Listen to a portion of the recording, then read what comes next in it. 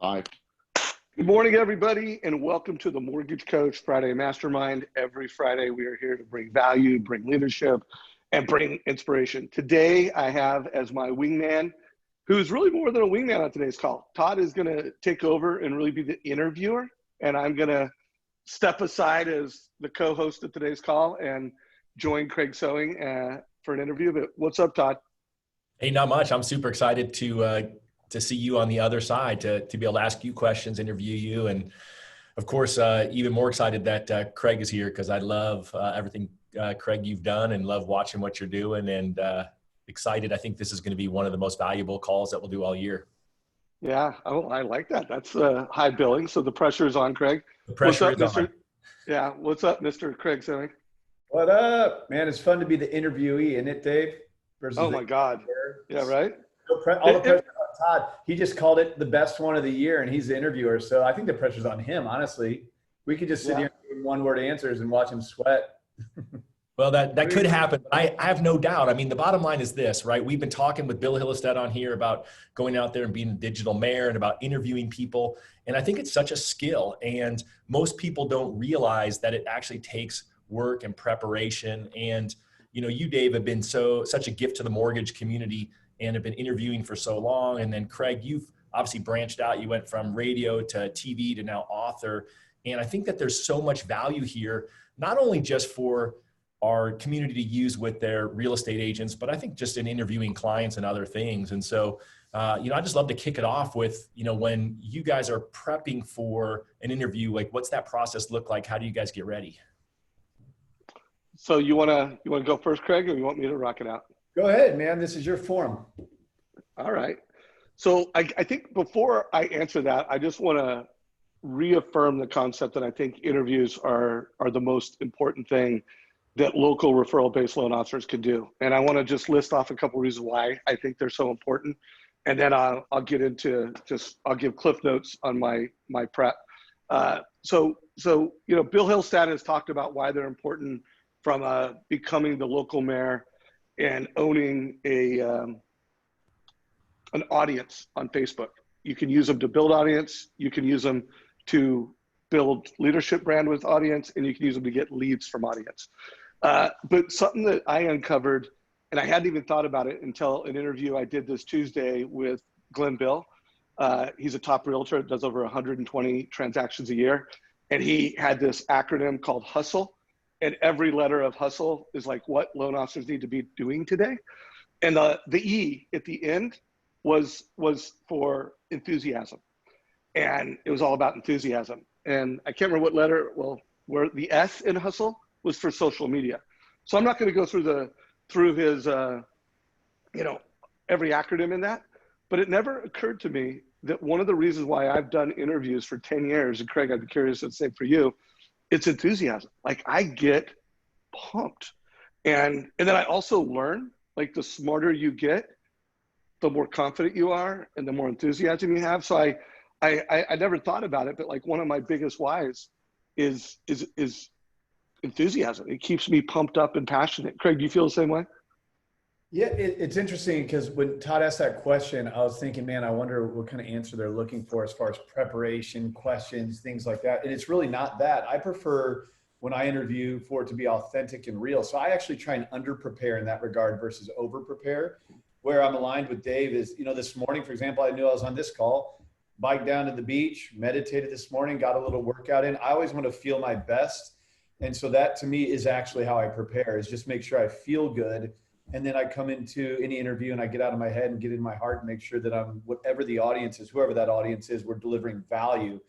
Today, we're talking to the mortgage industry. So I want to make sure we tailor this around what makes sense for mortgage, which, by the way, when you introduced me, Todd, you said, I think radio, TV author. I want to add at the beginning of that, mortgage. My background is in mortgage for everybody who doesn't know me on this call.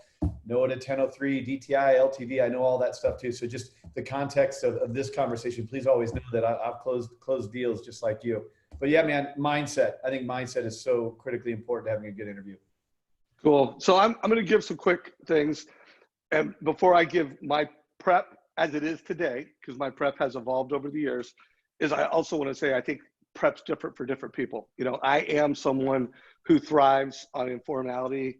I am someone who gets energy and thrives on winging it a little bit. You know, so I do think that there's some people who have personalities that, you know, my prep may not serve you, and you may need to do different levels of prep.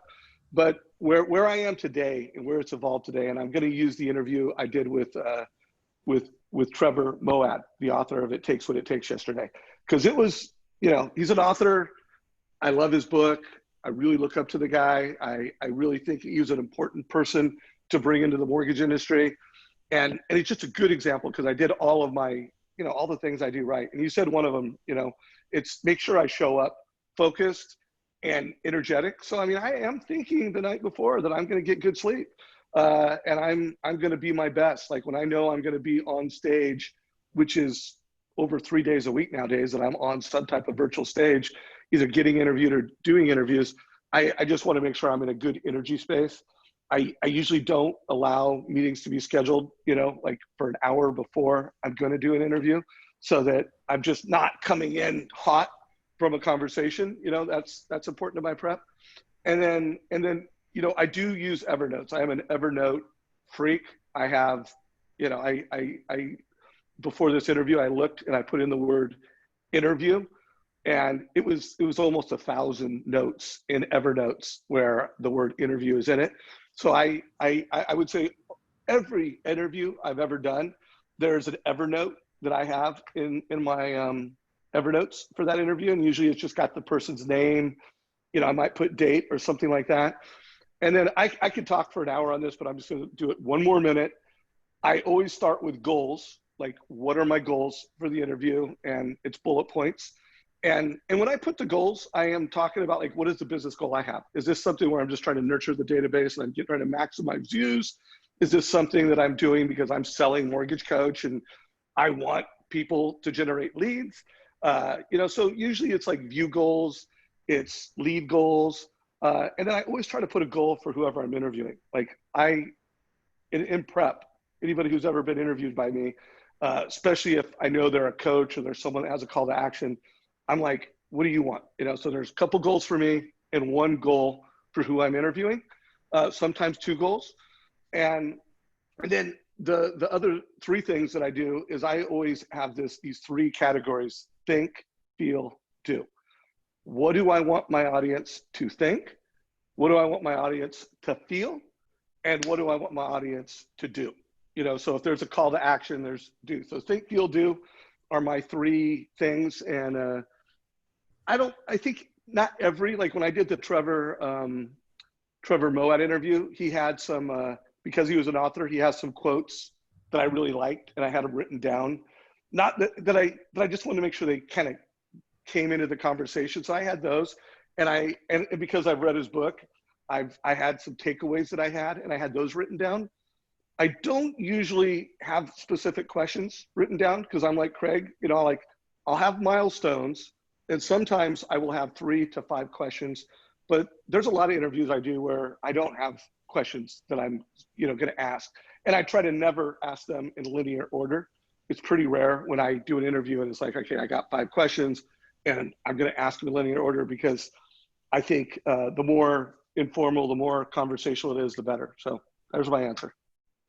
Love it. Love it. I mean, what I heard is right. Get your mind and your body ready for it, right? Be ready to go. And then I was just thinking curiosity, right? You guys are both curious. So you're sitting there listening, hearing what they're saying, so you can figure out not just what, you know, not a standard stock group of questions, but really so that you know what to ask next, right? That question behind the question.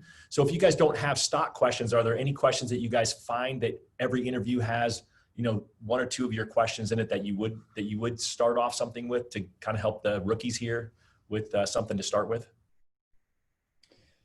You know, when I used to host a radio show, which is a long time ago now, I want to make sure that I double down on the statement that I really believe in being unscripted and authentic. So that if you just show up in your best self and you're not in your head, but like I said, in your heart, it's going to end up turning out great. That's the most important thing.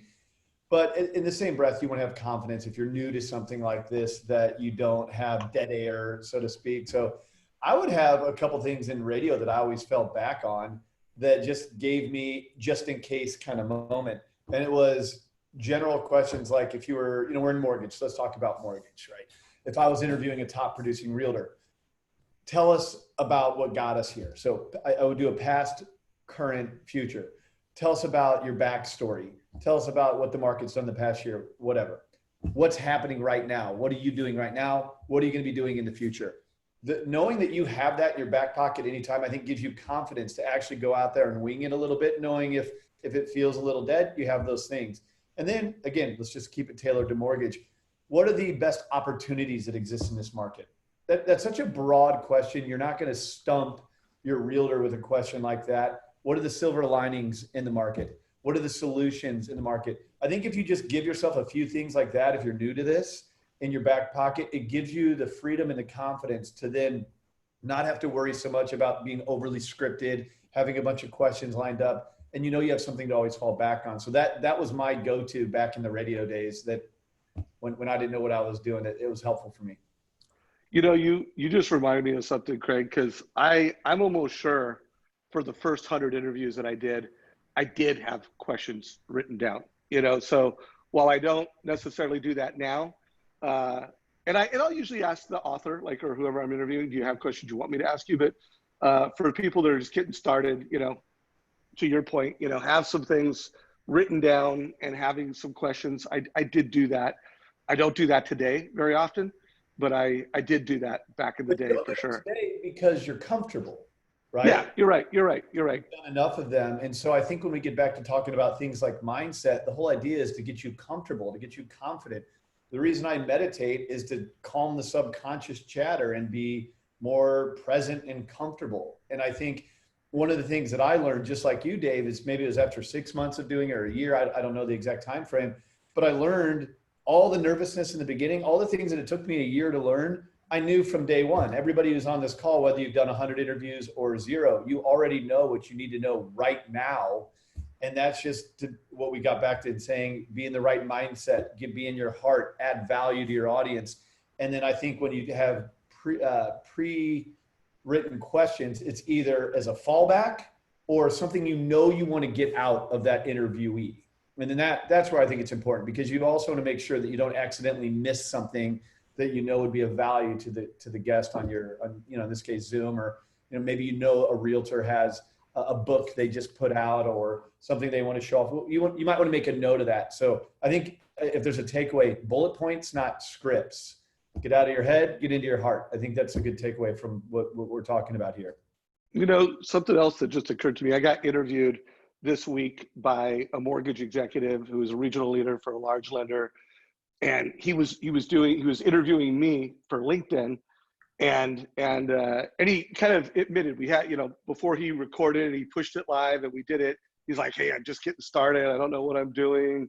And he, when he was kind of prepping on what he was going to do and how he was going to introduce me, he was reading my bio, and you could see his eyes were, I don't know if it was a piece of paper or it was on his screen, and he was looking at it and he was reading my bio, and he was, very humble and kind of invited me to give him feedback. And I'm like, hey, I don't care whether you read my bio.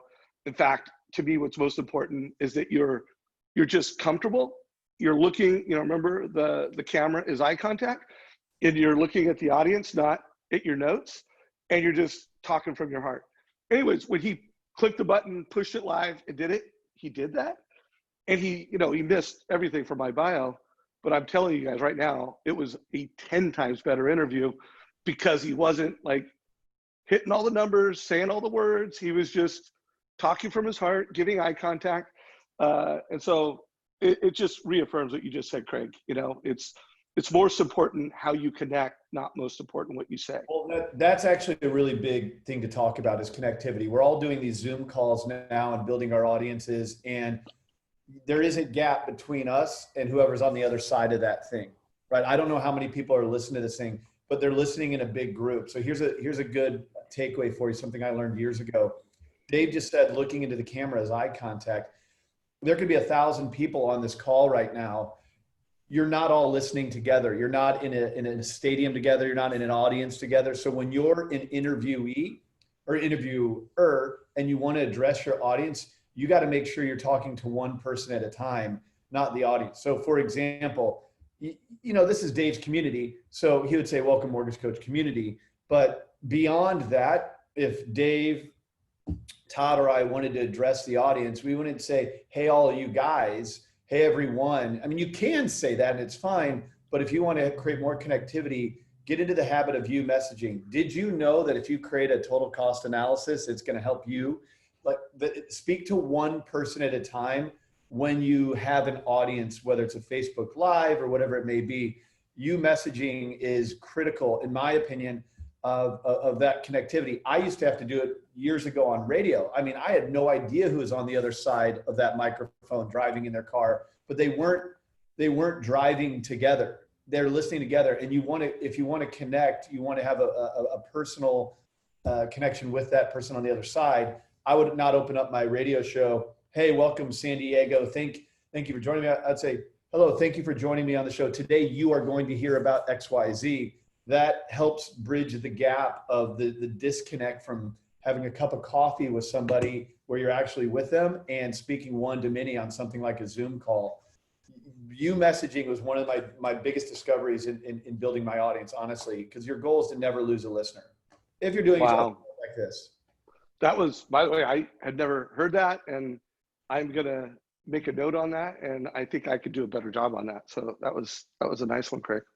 That reminds me of storytelling, Craig. That was one of the other things during the radio times that you taught me was around you messaging, was really telling stories and encouraging your guests to tell stories. Because what I found was when someone would call me off the radio, one, they felt like they knew me. Two, they were typically calling because of either a story that I told or a story that I drew out of one of my guests. And they said, gosh, that sounds like me. So how would you coach someone to tell stories or draw stories out of your guests? Well, that's the thing about radio, which was a great training ground for what the world is now. When I say radio, people probably think, well, that's an auditory medium. People listen to a radio show. When you're actually, the key word Dave mentioned that we should really double down on is connectivity. If you really want to connect with someone, with radio specifically, the story isn't just something someone's hearing, it's what they're visualizing. So when you're telling the story, I'll tailor this to mortgage. Let's say you're on a forum like this and you're talking about a homeowner that you helped to buy a house. If you just tell the process of them buying the house and getting a 30-year fix and they're so happy, that's all fine and dandy. But if you actually say they came into our office, and I remember it was a family of 5, it was a 5-year-old, a 3-year-old, and a 2-year-old. They were so cute, and the 2-year-old was running all over the place. And they must have been in their mid-40s. Anyway, so they sat down with me. The realtor I had with me, she is in her mid-40s, top producer. And it was a really interesting conversation. The way I walked them through, what I just did is I actually described what that family looked like. So if I'm on the other side of that, I can visualize it. And that's what's drawing me more into the story versus just explaining the process of helping them close a loan and being energetic about it. You got to look at when you're creating a narrative that, in an example like this, now today is a little more visual because we're on a Zoom, not a radio show, but in the same breath, we're not showing you stuff. We're having to describe stuff to you. So in your world, if you're doing, as an example, a forum with top realtors and you did want to talk about a total cost analysis, well, hopefully you can show that. But regardless, when you're telling the story around it, those details, colors, sounds, describing all of those things, it's what creates the connectivity. It's a bit of NLP, really, neuro-linguistic programming. And the whole idea here is you have a mass audience. You want to connect with one person at a time, but you want to connect on a deep level. And you want to take it from feeling like it's only an audio thing to a visual thing. And you do that through good storytelling and descriptive storytelling. So that's where that actually helps. That's the science underneath it. Something you made me think about, and I never thought of it like this, but in my preparation, while those are the category, goals, think, feel, do, I'm always being thoughtful around what are the stories and strategies. So tell us a story, and now what's the strategy? And then I'm always asking and thinking about why and how. why did you do that? Why do you do this? And how do you do it? So, you know, I would recommend everybody thinks about that and even document that. Like, if you're going to have questions, start with why. Again, that's just my personal process. You know, like, even you guys noticed, Todd interviewed me. He asked me a how question, and I took it to why. So when I get interviews, I'll do that, because I always just think, you know, the why is the most important, and then the how is more tactical. So I don't know, something else to think about. Do you have words like that? Here's another Craig? big one. Yeah, here's another really big one. And this is not an easy one. And it takes a lot of time, and you're never going to be perfect at it. And I'm just going to use radio because it's good. It's a real story of an experience I went through. So I, we, me. Try and eliminate ever saying I, we, or me. Now that's a hard one, but I'm going to give you an example. Earlier, I talked about talking to one person at a time versus, hey, everyone out there. More of the you messaging is, hey, thank you for joining me. Today, you're going to hear about this. Another example, and I'm just going to use a radio context, but it could be applied to Zoom, mortgage, whatever. You shouldn't come in and say, yesterday, I was talking on the show about the market, and I was talking about how money flows into bonds and causes interest rates to go down. And I really think the market's going to go up. But what I'm saying is I the whole time. What you want to do is you want to flip the script. And anytime you would ever say I, we, or me, try and say you. So here's an example of what I just did. Yesterday, if you tuned into the show, you would have heard me talking about the stock market plummeting. And then you would have realized that, wow, I might be able to refinance my mortgage. So you want to try and, it takes practice. It actually does take practice with something like this. But when you get rid of I, we, me, and you're actually saying you, what you're doing is you're creating a paradigm shift for the person on the other end to actually feel more connected. So the you messaging is one, you're speaking to one person at a time, but also not me, I said this is going to happen. But if you have a home, you might consider this, just try it, play with it. And again, what we're trying to do is nothing is better than sitting down one-on-one with somebody, but that's not a scalable thing, and it's not possible in COVID. So a cup of coffee with your, by the way, meowy Christmas mug and someone on the other side of your desk, there's nothing better than that. But you can't close Todd Bookspan type volume by meeting with every type of client or Jeremy Forcier type clients if you don't have Zoom in your arsenal. And then of course there's the COVID. So what you're trying to do is you're trying to bridge the gap in COVID of social distance. You're trying to bridge the gap of I'm on this side of the computer, you're on that side of it. And these are some little things that I call them hacks that will genuinely help you when you're speaking to audiences, right? If you're speaking one-on-one, then there's a little bit more connection there. But when you're speaking to one-on-many, try and narrow it down to one-on-one and eliminate those I, we, me's, and you'll find yourself being a better, more connected presenter and losing less listeners, which is obviously the ultimate goal. Love that. Where'd you learn that kind of stuff, Craig? Are there any books that you would recommend that Yeah, I don't know why I keep going back to radio. This is like 2009, but this is where I learned a lot of these things. And I think it's evolved in the TV world and then being the CEO of Ignite Media and helping other entrepreneurs in this space. But originally where it's still a great book. There's a gal named Valerie Geller who wrote the book, Creating Powerful Radio. She was Rush Limbaugh's coach. And that doesn't mean she's overly conservative like Rush Limbaugh. She's just a talented consultant. In fact, I think she's actually very liberal. I think she was Rosie O'Donnell's coach. And I paid her, I think it was $500 for 30 minutes for, I can't remember how many sessions, but I learned some of these things from her. She wrote that book. And not to give myself a self-plug, but I'm going to. I wrote the book on this stuff, The American Dream 2.0, which you can find on Amazon. So if anyone checks out, I talk a lot about this modern day media stuff in that book. But one that I really liked, Todd, was Creating Powerful Radio. Even if you're not creating a radio show, some of the stuff is just, it's universal knowledge. It could be a podcast, it could be a Zoom, it could be speaking to an audience. There's still good value in that. So that's one I really liked.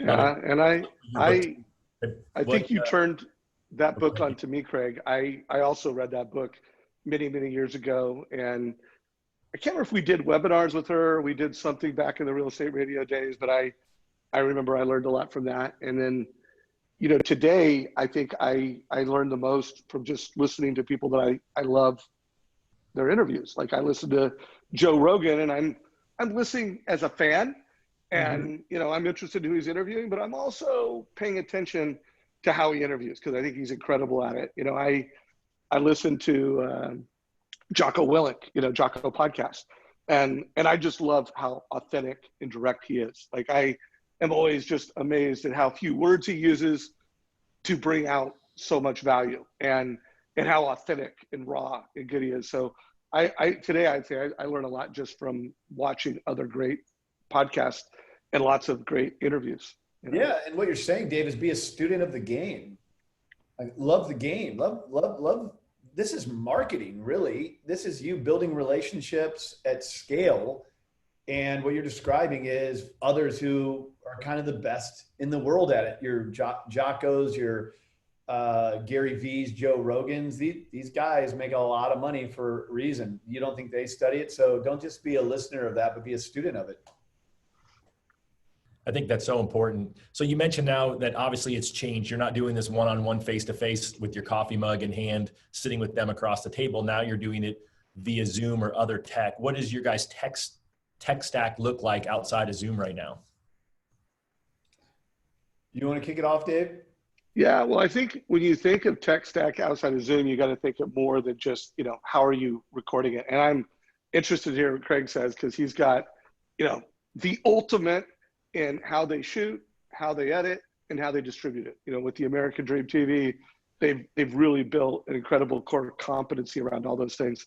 But when I think of the tech, you know, I think of things like the lights that I'm using to make sure that I have, you know, a good lighting on my face. Like if I turn off both lights right now, you know, this is not the same experience. So I think of, you know, that tech stack. I'm going to turn those back on because I think it shows up a little better on the interview. The camera, you know, so today I have the new upgraded MacBook Pro, and the video that I'm using is that one. But a couple months ago, I didn't have the newest MacBook Pro. I had a, you know, 3-year-old Mac that, I don't know, one, the camera wasn't as good, and two, I felt like there was something wrong with it. So like if you were on one of my interviews, you know, 3 months ago before I got this new laptop, I would have had my newest iPhone on a I don't have one handy, but on a little tripod, little desk tripod, and how I shot it. So that would have been, you know, really important. Yeah, the one that Todd. Is it this one, Todd, Dave? say something. This is the one that Dave loves, guys. It's available on Amazon, and it's, I don't know what the name of it is, but guys, it's a must-have. Like I have we'll throw it in there into the notes. Yeah, I have yet to find a better one, and I've given out dozens of them. You know, so I think that's really important. And then, you know, the mic and the sound is probably the most important thing. And while I do have, you know, the bomb here, let me get it real quick. You know, I got, and I know there's mics a lot better than this. You know, I do have one of these, and I do use it sometimes. But, you know, I have just found the new latest and greatest iPod, or what do we call these things? AirPods. The latest, they work, you know, they're good. And I do think there's a vast difference. Like I've tried non-Apple products, and the quality of the mic with an Apple headset and mic is different than other generic brands. And so I would recommend to anybody, you know, focus on your sound, and that's your tech stack. And then, as you said, I mean, we're pretty low tech on the production. We use Zoom, and then we push it into YouTube. So those are my tech stack to create interview content. Yeah, you know, when this is an interesting one, because number one, be consistent, get out there and create content, get comfortable in your own skin, and just go, and don't worry about how your hair looks or anything like that. I mean, that's the most important advice, is you get out there and do it, right? But there's a difference between being authentic and taking a picture versus having a professional headshot, right? There's a difference between doing a video and doing a well-polished video. There's a space for both. I was watching a mutual friend of all of ours, Tom Ferry, on something, and he was coaching, and he was saying, people don't care if your cat walks across the table, get out there and do it. And I love Tom, and I actually agree with that in the respect to get out there and create content and don't be scared of this stuff. But on the other side of it, I'm like, well, why not like shut your door and not let your cat come in and walk across the table? Why not have some sort of element of professionalism? Dave could be doing this without lights. You just saw what it looked like without lights. I also have lights on. I don't have makeup on. You know, I'm not on a professional show here, but these are small investments. You gotta take these steps to be a little bit more professional. And here's the truth. Everyone needs to know something. No, Dave, I'm going to steal your line. Nobody knew what Zoom was 2 months ago. Now it's the Kleenex of webinars. Your grandma knows what it is. I wish I invented that. I have to give claim, and I don't always give claim, Dave, because that's so good. And you know you don't need to, because you know I stole it from someone else. Right? You know. And so, but think about that for a moment. So you're running into this space because COVID hit, and now it's like, oh shit, I better get into this online game, this social media game. I better start doing video. Not only because I'm going to fall behind if I don't, but this is the greatest opportunity ever to do it. You have people's attention. They're stuck at home. There's never been a better time to be a marketer. And as mortgage people, we often feel like we're just waiting for referrals. It's like, no, get out there, create your own content, build your own brand, get to the consumer first. So I genuinely believe that already, instantly, Zoom has become the red ocean of content. And if you don't know the book, Blue Ocean Strategy, Red Ocean is competing where your competitors are. It's outworking them, out hustling, maybe outspending them, but you're still being compared to them. You have to always be on the cutting edge in that blue ocean where you're not even compared to what your competitors are doing. And so what we've done is, yes, little things here and there. You're doing your mortgage coaching calls, you're getting realtors. Invest in the light, the microphone, little things like that. Small investment goes a long way. It starts to separate you a little bit. For us with Ignite Media, with the American Dream, what we're doing is we're doing Zoom calls, but we're then taking those, and we interviewed Tom Ferry, Dave Savage, Dan Rawich, Robert Revkin, the CEO of Compass, Glenn Sanford, the CEO of EXP. If you go to our Facebook fan page, you can see all this stuff, American Dream.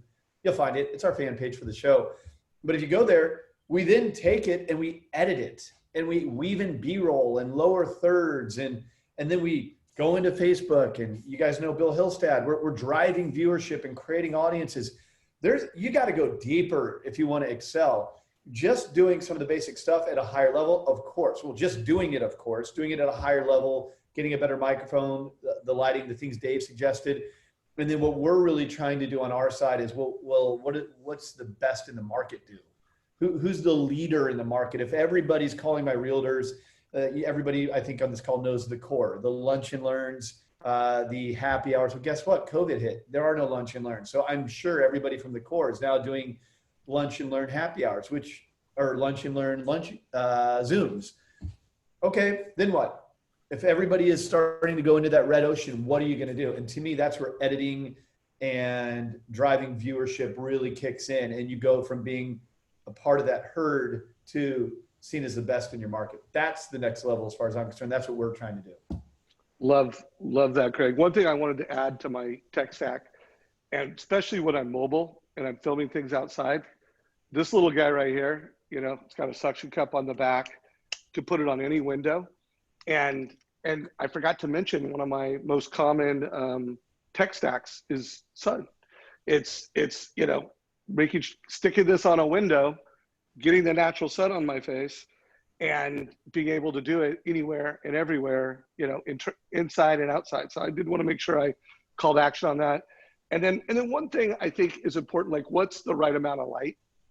First of all, to look as natural as you possibly can. I mean, I'm personally not a massive fan of the virtual background. I mean, right now, where I'm creating a lot of content, scheduled content like this, I am using a virtual background. But, my favorite, I would always say, that's a plan B. Plan A is always have a natural background, and enough highlighting is when they can see your eyes. So that's the one thing. Like, if you can't see someone's eyes, it really does, I think, have an impact on people wanting to watch it, people having attention, people emotionally connecting. Remember, one of my 3 things, it's goals, think, feel, do. And I think when you can't see someone's eyes, you can't feel, so, enough light to see people's eyes, I think is important. And then one more thing I want to comment on Craig's, and I know Craig's got a new product for the mortgage industry called Elevate, guys. And I want everybody to think of video. You're creating all this content, all this video. And, I think sometimes the most valuable video is just pulling out your phone, going to text and doing a text video to one or a few people, text video. And then I think, really raw Zoom interviews that are, not highly produced. You didn't worry about how it looks. It's important. But I do think if your goal is to become and I think the billing for today's call was a mortgage rock star. Like if that's the game you want to play, like I want to be a mortgage rock star in the market that I support. You need some informal, raw, not highly produced content.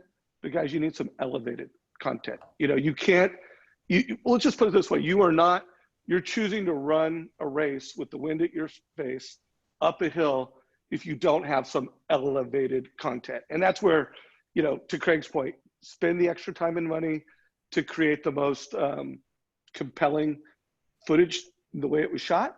And that also means producing it, editing it in a way that's elevated. I don't know if you want to add anything to that, Craig, but I just want to make sure everybody gets that, there's low produced and then there's elevated content.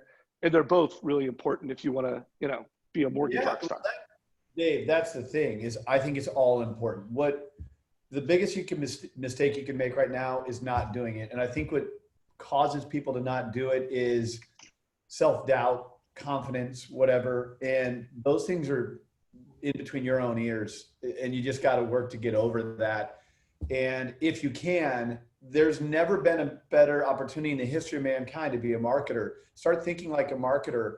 Your processor can do your 1003s. To be a thought leader, to be a great marketer. Look, I always say you can't gain market share without being a great marketer. That's done in the way of video, digital, and social. You just got to get out there and do it. The problem is just about everybody's doing it. So in some ways, doing it just to do it, you got to go a little bit deeper. No matter what, do it. Right? Because people are looking you up. What are they finding? So you have to, right? But just doing it just to do it is kind of like the bubble gum that's lost its taste. Because if I'm on the other side of Facebook, I see a lot of this stuff from other people. So on the spectrum, get on the spectrum as you push towards, well, I want to take it to the next level.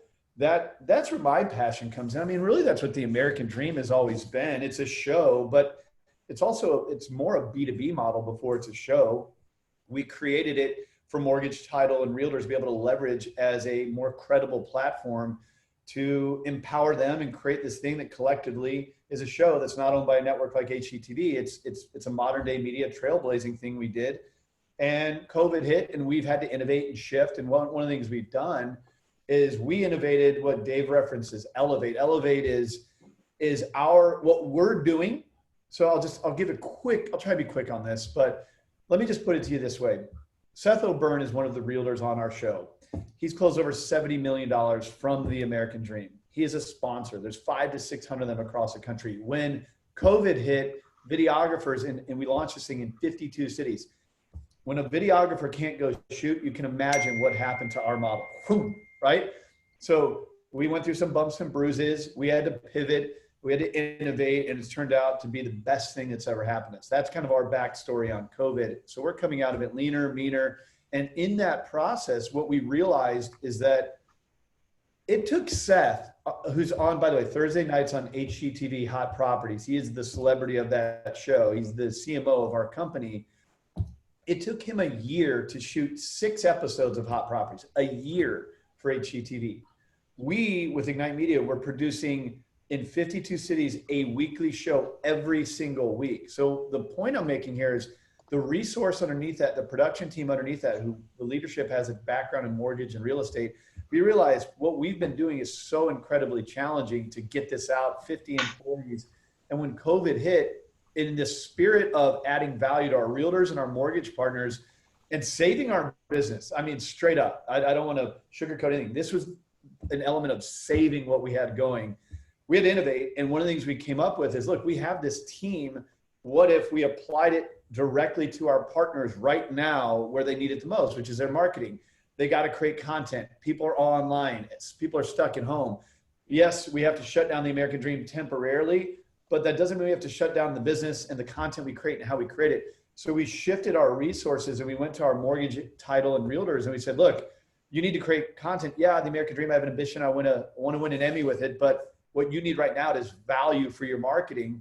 And that's how we saved the dollars we had coming in. And what we realized is we didn't have to limit this to the American dream. So Elevate is essentially something we innovated for our company and for our partners, and we took it outside.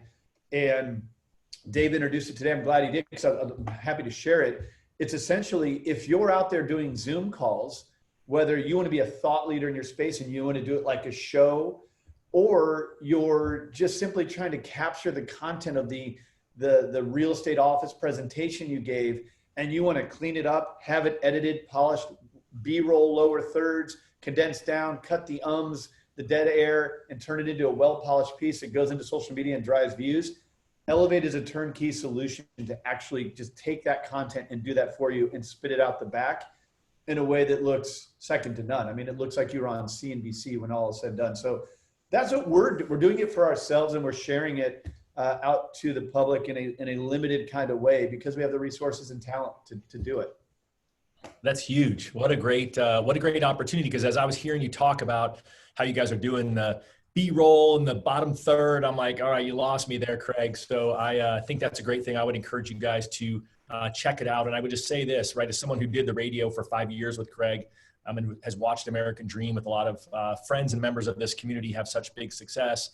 He's continued to put out products that are amazing for, those folks in the mortgage business. A couple of quick things, because we're getting a lot of questions. A lot of you are asking about the lighting and some specific products. So let's just all commit, guys, that we can go in later to the feed and we'll throw in the lighting, and Dave, all your selfie stick and your thing that sticks on the window for the people who want that info. Anything else that we should be asking you on Elevate or on American Dream, Craig, before we move on to some of the questions? I would just say we have a website for it if you want to check it out. I'm looking in the chat and I see some questions going through. Go to adtv.co, not com, but co. So AD, like American Dream TV. So adtv.co/elevate. I'll drop it in the chat box, but it's adtv.co/elevate. You'll see a promo video, what we're really doing with it. We're just taking small agreements, 3 to 6 months. But if you want to have a follow-up conversation, I'm happy to. Just email me, craig@craigsewing.com, and I'll go drop this in the chat box for everybody.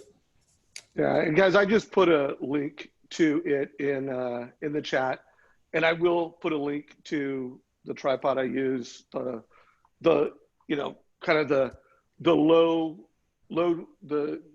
least expensive and most mobile light that I use, and then I do have a more expensive bigger light, and I usually hit it both sides.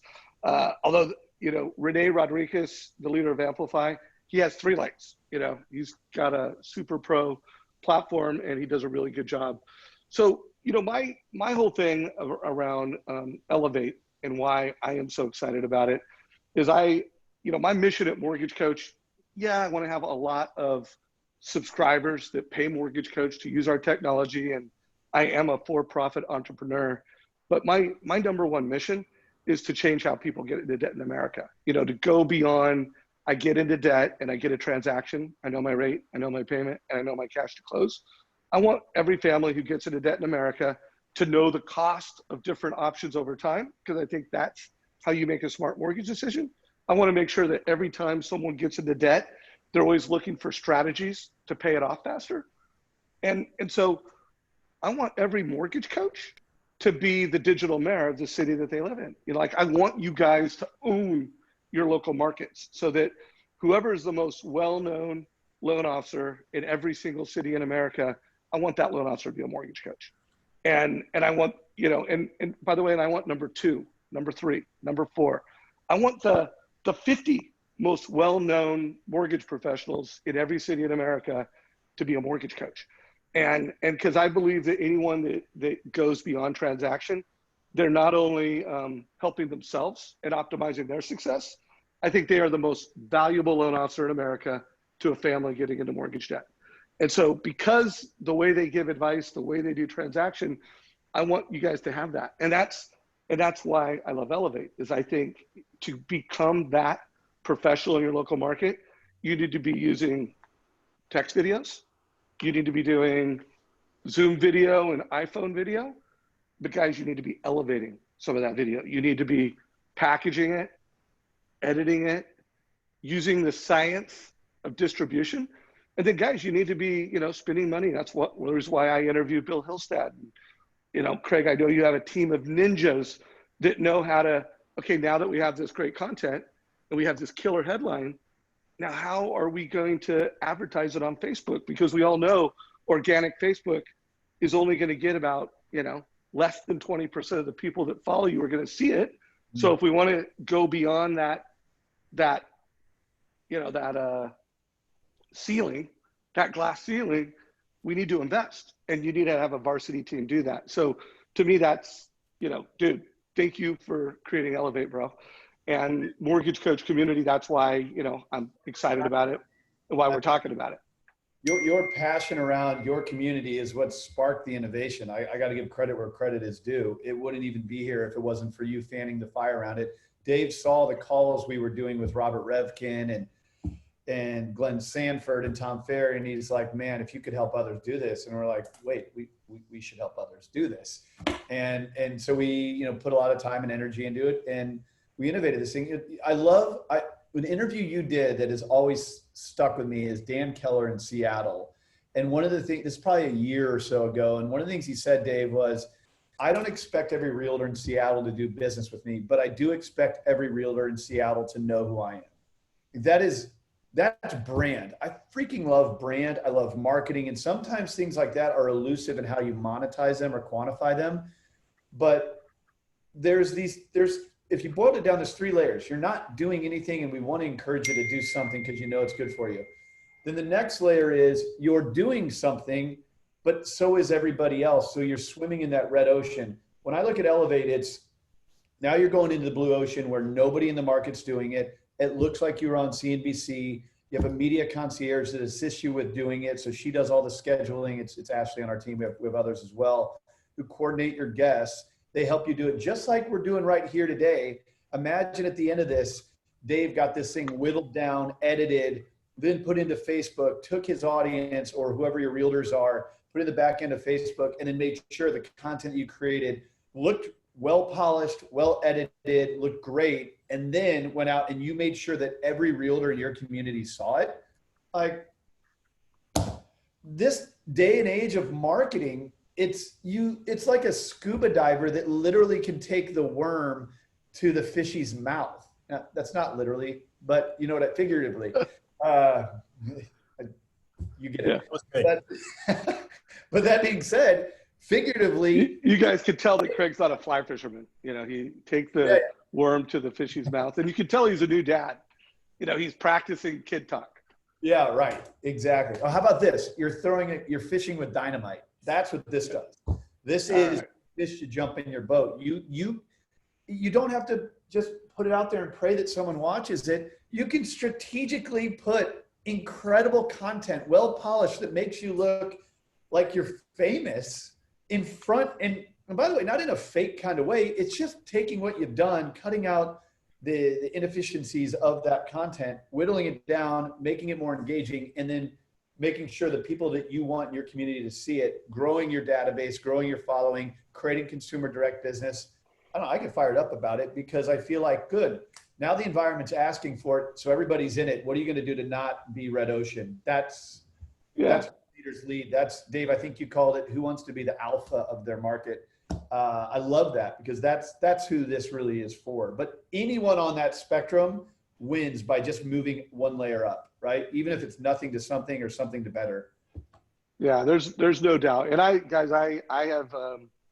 I'm working with American Dream, and we've engaged to have them help with some of the interviews I do. So let's face it. I mean, hey, I was 10 years ago very unique in the fact that I did a lot of video interviews, and really up until COVID, I was, you know, one of the most active, maybe the most active interviewer. But now there's a lot of videos in the mortgage space. So if you watch the interview that I did with Trevor Moed yesterday, I had the American Dream help us shoot it so that it was shot at a different level, and now they're going to edit it so that it is, you know, tighter and it shows better as a recording in social channels, and we're going to have them promote it. So you're going to be able to see an example in Mortgage Coach land. So for all you guys that have followed me and followed Mortgage Coach, you're going to see an example of where we've hired the American Dream team to elevate one of our interviews. And I'm going to be doing multiple interviews a week that are not all going to be elevated, but 1 or 2 videos a month, we're going to elevate. So I push you guys to check that out. So Todd, I think we only got about 9 minutes. What kind of rapid fire questions do you have, or what kind of rapid fire questions do we have from the audience? Let me go to some audience questions, because I've got some, but I think I like theirs. Talk about going live and inviting people versus recording and putting it out later. I'll go quick on this. It's all about distribution. So I have found at Mortgage Coach, you know, it's almost a standard now that when I do interviews, I'm pushing it live and I'm getting more distribution. Also, I'm getting more enthusiasm because I know it's live. And so there's just like stepping on and knowing that something's live, I think creates a little more emotion, you know, think, feel, do. I think it helps elevate the feel. So we're pushing a lot on live in our Facebook group. So we're trying to focus it. You know, you notice I don't put it all live on just some other distribution, which by the way, may not be the right decision. Like maybe we should push it live on the Mortgage Coach page and then share it into our group and get more distribution. We're going to experiment with that. So I like live. We're doing it a lot. And then we've made our YouTube channel our base camp. So, you know, everything we record, we push into that channel, and we use it in selling, we use it in marketing, we use it in community building, we use it when we train our members. You know, that's our strategy. Craig, what are your thoughts on that? I was realizing that I had only messaged the panelists, not the attendees. So I just put my email address on the chat box. If anybody has questions, they can reach out to me. But as a result of that, I missed the question. So Todd, question fired away. We were just talking live versus recorded and push it out later. I think it's one of those things where both. It's not and or. I think you need to do both. I tend to like the live stuff well because when something is overly polished and that's all you do, then it can take away from some of the authenticity. So I love Facebook Lives because you can get your audience, whoever they are. You know, when we did it with Robert Revkin, he's a big name with Compass. He pushed out to all of his Compass agents. But as I'm interviewing him and you see all these comments happening in the feed, you can take a moment. By the way, this is another takeaway. Have a call to action. Strategically weave that in there. And I said, look, if you like the value that's being shared by Robert Revkin right now, you should share this with your community by just clicking share. And that's where you can kind of get this spider web ripple effect by your audience attendees pushing this stuff out as it's going on, and they're doing it in a way that adds value to their community. So I love Facebook Live in that regard. And again, I still think you got to set yourself apart because you got to do something different. And that's where the polished edited stuff I think comes in, because when someone visits your website, you want it to have the best stuff, not all the stuff, not all the clutter, but your best stuff. When someone is on a Facebook Live, you're willing to sacrifice it being the best for just doing it and creating audience. So I think you should do it all. Yeah. And then something else on that whole streamline, I got interviewed from Alec Hansen this week, or maybe it was next week. And he did a killer job and he was streaming it. I can't remember the name of the platform he was using. I'm actually considering, you know, going to that. I don't know if one of you guys know that new platform, but the cool thing about it is not only can, you know, like with Zoom, you could only stream it live in either Facebook or YouTube, but with the thing that Alec's using, you can stream it live into multiple platforms. So that is another, it's not my current tech stack, but it is something that I'm investigating and considering moving to. Do either one of you guys know which one that is? There's a few of them out there. I'm drawing a blank because I've used one for Win by Noon. We'll find out. We'll post some down there. If any of you guys are using it, put it in there. You mentioned call to action, Craig. I think that's great. So if someone's interviewing a real estate agent, a local agent, any suggestions on a good call to action, either to steer stuff back to the LO or to the agent? So look, Gary Vaynerchuk wrote the book, Jab, Jab, Jab, Hook. You want to go into it with the intent of great content and great value. But if you do that, you want to have that would probably be something to know going in what you would like to do. Now, it depends on the interview. If you're wanting to add value to your realtor, you might suggest something like property. I would news hack property value. Look at the things that have people paying attention to. There's never been one bigger than COVID-19. And as it is specific to real estate, people who own real estate are wondering what's happened to their property values. My wife and I just moved in on Valentine's Day. So like right before the market is doing whatever it's doing in this COVID thing. We're curious about property value. So if I was a homeowner listening to a podcast or a Zoom call or whatever it may be, a simple call to action is news hacking. Hey, with COVID, everybody has questions about what's going on in the environment. What's it going to do for property values? Are homes still selling? If I were you, I would definitely reach out and find out what is the data of my market right now. Get a property valuation. You can't go to Zillow for this because Zillow can't keep up with its algorithms and technology. You need to talk to somebody like Marcy, who's on this call, who's the #1 realtor in Encinitas, who can actually show you the number of homes that have sold, the price points they sold, how long it's taking, and probably give you a good evaluation if you wanted to chat with her. But in the very least, know what's happening with your property value. What a great time to do that. People are wondering about this because of COVID. So I would find ways to news hack. And when it comes to real estate, everyone wants to know the value of their home, especially when the market is upside down like it is right now. So I think that's a good one. Or Federal Reserve, $2 trillion stimulus, 0% interest rates. I realize mortgage rates aren't at 0%. Everyone on this call realizes that mortgage rates aren't at 0%, but I guarantee everyone on this call has had a client that thinks mortgage rates are at 0%. News hack, Fed just dropped rates to 0%. What does this mean for homeowners across the country? What does this mean for you? You should reach out. We should give it a look. If you have anything of a 3% or higher, I'd probably reach out. You know what I mean? So all the actions attached to news hacking is a pretty powerful way to move the needle. Yeah, and I want to share from an interview I did with Dave Childers yesterday, and I just put a link to it down below. But I think, this would be my homework assignment for everybody, because there's a great call to action in this interview, and there's a lot of data.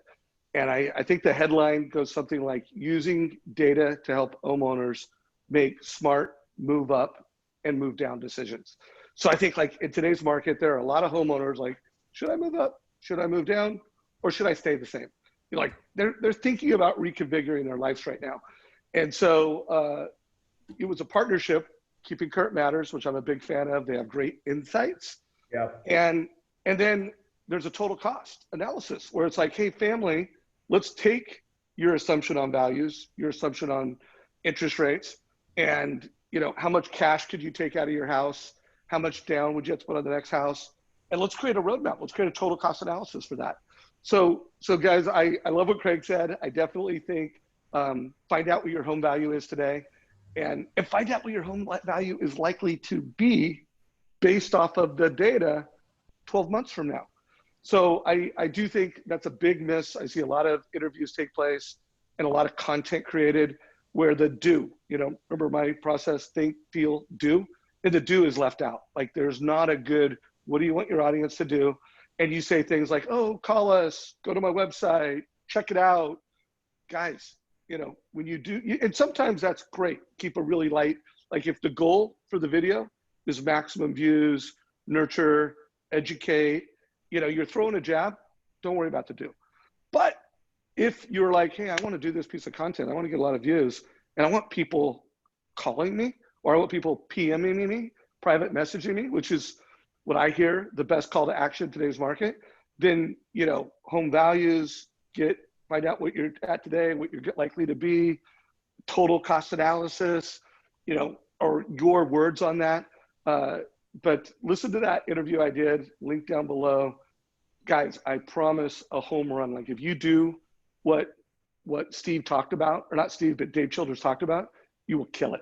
So anyway, thought, I know we're getting close to running out of time. So it is 10 a.m. Pacific, and I think we could probably talk for another hour. I just want to say thanks to everyone for tuning in. Obviously, go check out what Craig is doing. Craig has been at the leading edge. As he said, he's been out in the blue ocean, not in the red ocean, in the mortgage industry, and added value now for a decade or more. Obviously, Dave, you've done the same. Appreciate you guys watching. I'd love you guys to put any of your favorite interviews that Dave has done. A bunch of you were asking what their favorite interviews were. I'll see if they'll put them in after the fact. But ultimately, let Dave and Craig know the favorite interviews you've seen them do in the feed down below. If you like this video, share it. If you like this video even more, give it a like, or vice versa. I guess I reversed that one around. As always, I'm super grateful. I'll give Dave and Craig the last word. So my last word is, people always ask me, like, what's the best question? And I learned this from the great, greatest interviewer of all time on CNN. Larry King. So I've watched a lot of Larry King interviews. I've seen him speak on stage.